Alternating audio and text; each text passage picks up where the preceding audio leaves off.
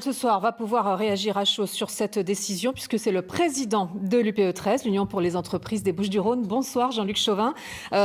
Votre réaction sur cette décision européenne? Vous craignez, vous, de voir se délocaliser la SNCM ailleurs qu'à Marseille? Oui, en fait, en réalité, la décision pouvait s'y attendre. Donc ça fait maintenant un match juridique, mais c'est une péripétie de plus dans ce dossier de la SNCM. L'important, c'est quoi? C'est de dire qu'il y a effectivement un marché, il y a des clients, il y a du fret, des passagers, il y a un outil industriel, il y a des salariés. Et ce qui est important, c'est de rappeler, de dire que ce trafic ne peut se faire normalement que depuis Marseille. Donc il faut réaffirmer cette position. Et pas par exemple à Toulon. On ne peut pas le faire à Toulon dans les mêmes conditions, puisque le port n'est pas fait de la même façon, les passagers et le fret sont séparés et que les bateaux sont mixtes. On ne peut pas le faire avec autant de capacité, donc on ne peut le faire qu'à Marseille. La SNCM ensuite a un vrai sujet à traiter, qui est le sujet de la viabilité de l'entreprise, qui est en déficit depuis des années, et en plus avec aujourd'hui ces aides à rembourser, qui paraissent condamner la SNCM à passer par le tribunal de commerce.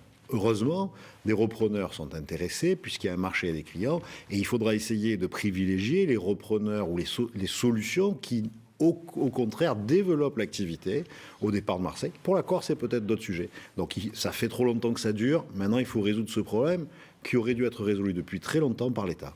Alors Jean-Luc Chauvin, il nous reste un tout petit peu de temps maintenant pour parler de votre événement demain qui a lieu sur le campus de l'école de commerce Kedge, le forum des entrepreneurs avec 6 ateliers, des participants de haut niveau dont l'ancien ministre Xavier Bertrand, ou encore même des responsables de Greenpeace. Et le thème c'est le courage. En quoi les entrepreneurs de PACA ont-ils besoin de courage ? Je ne dis pas qu'ils ont besoin de courage, je dis simplement qu'ils en ont toute la journée. Les entrepreneurs ont du courage dans chaque moment pour entreprendre, pour travailler.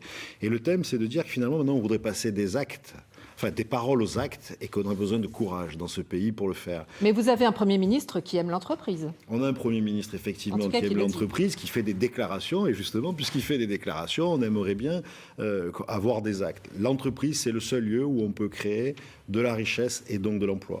On a un problème d'emploi dans ce pays, et effectivement, le Premier ministre a dit sur les derniers jours tout ce que les Français savent et se disent depuis des décennies, qu'on vivait à découvert depuis 40 ans, qu'on avait pris 60 milliards de plus d'impôts et taxes sur les entreprises notamment, que le coût du travail était le plus élevé en France. Tous ces fardeaux-là nous empêchent d'aujourd'hui regagner une situation de plein emploi. Mais néanmoins, en PACA, il y a 30 000 emplois non pourvus. Il y a 30 000 emplois pourvus en PACA, 400 000 en France, donc il y a des situations qui ne peuvent plus rester en l'état. Et je crois qu'on est vraiment rentré dans une période où il faut qu'on change de façon de réfléchir. Il faut qu'on travaille ensemble et non plus en opposant les politiques avec leurs électeurs, les salariés et les entrepreneurs, les profs et les élèves. Ça, c'est fini.